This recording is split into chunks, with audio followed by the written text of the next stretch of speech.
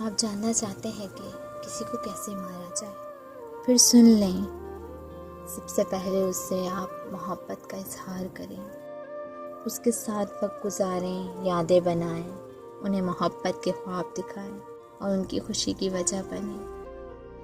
اس طرح آپ ان کو زندہ کرو گی، اور صرف اس وقت جب اس کی زندگی میں کوئی نہ ہو، لیکن صرف آپ ہو، اسے تنہا چھوڑ دو، اسے اپنی زندگی کی بدترین صورتحال میں اس وقت تنہا چھوڑ جائیں جب اسے کسی اور سے زیادہ آپ کی ضرورت ہو۔ اگر یہ سب کم لگے تو بہتر ہے کہ آپ بغیر کسی وجہ کے الوداع کہے بغیر چلے جائیں۔ آپ کی آخری پیغام میں بھی اس کی خوشی کی دعا ہے۔ اس میں کوئی شک نہیں کہ وہ روزانہ مرے گا۔